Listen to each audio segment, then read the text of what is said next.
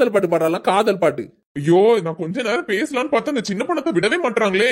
ஏய், மரியாதையா அந்த இடத்த விட்டு போயிட்டு பாத்துக்க, இல்லனா இப்ப போலீஸ கூப்பிடுவேன். என்னது போலீஸா? வேண்டாம் வேண்டாம், பிரச்சனை எதுக்கு, நம்ம கிளம்பிடுவோம்.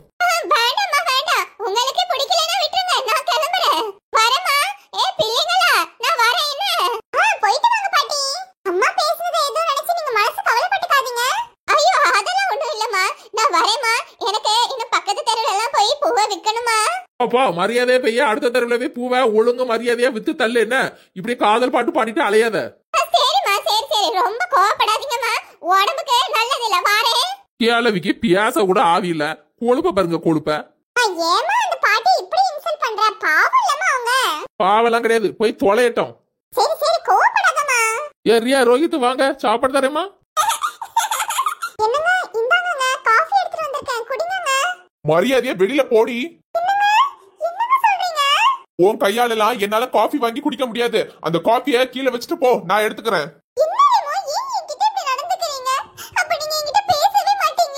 பேச மாட்டேன். என் பேச்ச கேட்காதவகிட்டலாம் நான் எதுக்கு பேசணும்?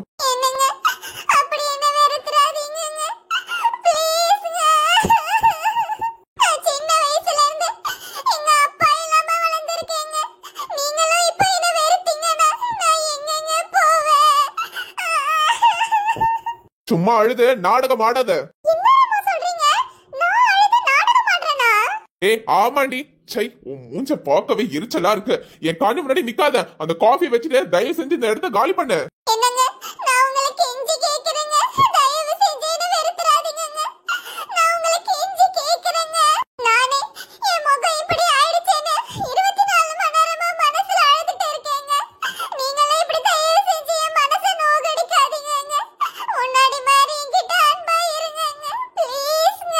யோ கடவுளே, என் முன்னாடி அழுது இப்படி இரிட்டேட் பண்ணாத. எனக்கு இன்னும் எரிச்சலா இருக்கு.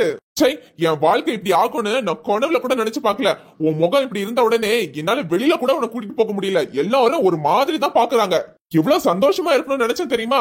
கடைசியில என் பேச்ச கேட்காம உன் வாழ்க்கையை நீயே நாசமாக்கிக்கிட்டியா? தேவைதான் உனக்கு இதெல்லாம். அந்த காஃபியை வச்சுட்டு மரியாதையா இந்த இடத்த காலி பண்ணு. உன் மூஞ்ச பார்க்கவே எனக்கு சுத்தமா பிடிக்கல.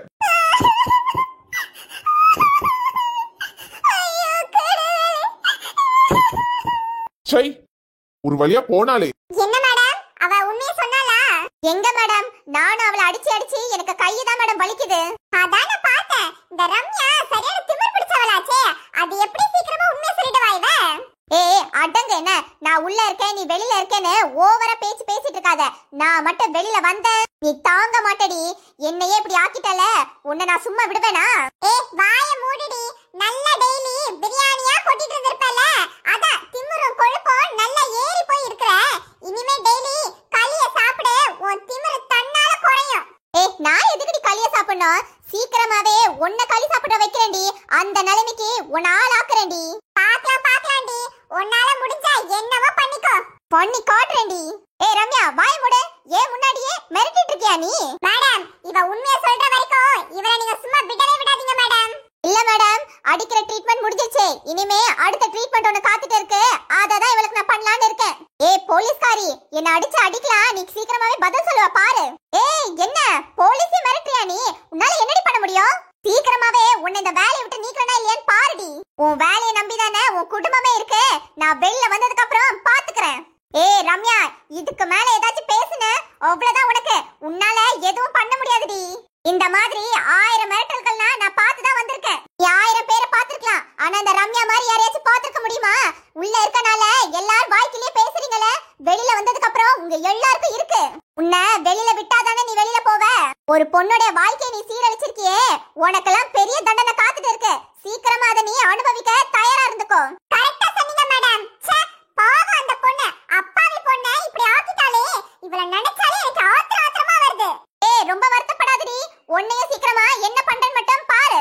ஏய் பாக்கலாம்டி, உன்னாலலாம் என்ன ஒண்ணு பண்ண முடியாது. நினைச்சேன் என் பொண்ணு ஜெயிலுக்குள்ள இருக்கிற காரணமே நீதான்னு நினைச்சேன். அது கன்ஃபார்மே ஆயிடுச்சு. சார் நீங்க யாரு சார் முதல்ல? நான் ரம்யாவோட அப்பா. அப்பா அப்பா பாருங்கப்பா, என்ன என்ன நிலைமையில ஆக்கி வச்சிருக்காங்கன்னு. கால்லாம் வலிக்குதுப்பா. அட பாவிங்களா, என் பொண்ண நான் சின்ன வயசுல இருந்து தொட்டது கூட கிடையாது. பாவம், ஒரு அடி கூட வாங்கிருக்க மாட்டான். அந்த பிள்ளைய போய் இப்படி கண்ணா பின்னான்னு அடிச்சு ரத்தம் எல்லாம் வர வளைச்சிருக்கீங்களடி. சார், உங்ககிட்ட என்னதான் பணம் இருந்தாலும் கொஞ்சம் ஆபீசர் கிட்ட மரியாதையா நடந்துக்கோங்க. நீங்களும் உங்க பொண்ணு மாதிரியே அதிகாரம் பண்ணிட்டே இருக்காதீங்க. என்னம்மா, என் பொண்ண அடிக்கிற அளவுக்கு அவ என்ன தப்பு அப்படி பண்ணிட்டா? என்ன தப்பு பண்ணிட்டாளா? ஒரு பொண்ணோட வாழ்க்கையே சீரழிச்சிட்டா உங்க பொண்ணு.